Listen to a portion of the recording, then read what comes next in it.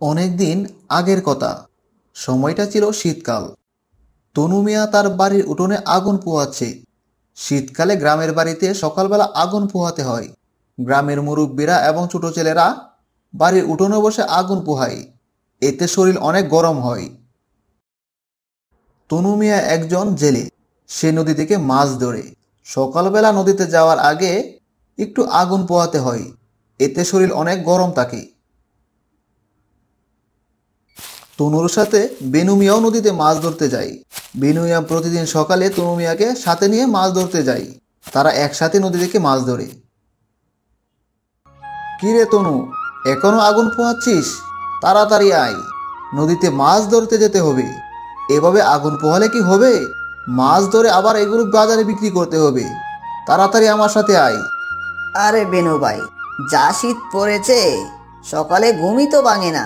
আর এই শীতে এত সকালে মাছ কি পাওয়া যাবে? তার চেয়ে বরং একটু আগুন পোহাও। দুইজনে মিলে একটু আগুন পোহাই, শরীরটাকে একটু গরম করি, তারপর না হয় মাছ ধরতে যাব।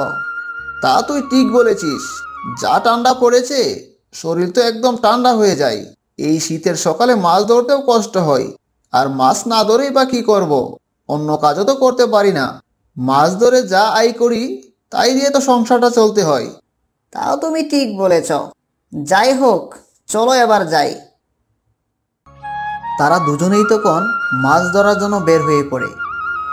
গ্রামের উত্তর দিকে একটা নদী আছে, আর সেই নদীতে প্রচুর মাছ পাওয়া যায়। এই শোন, সাবধানে নৌকা চালাবি। মাঝখানে যেতে হবে একদম। নদীর মাঝখানে বড় বড় মাছ পাওয়া যায়। আরে তুমি চিন্তা করো না, আমি নদীর মাঝখানেই যাব। আর আজকে বড় বড় মাছ ধরতে হবে। আর একটু সামনে যাই। আর একটু সামনে গেলেই অনেক বড় বড় মাছ পাওয়া যাবে। এই তো চলে আসলাম। হ্যাঁ হ্যাঁ, এখানেই নৌকা থামা। এখানেই কিন্তু বড় বড় মাছ পাওয়া যায়। গতবার কিন্তু এখানেই বড় বড় মাছ পেয়েছিলাম। আর এই বছর যদি একটা বড় মাছ পাই, তাহলে কিন্তু মাছ বিক্রি করে অনেক টাকা পাবো। হ্যাঁ বেনু ভাই, তুমি ঠিক বলেছ।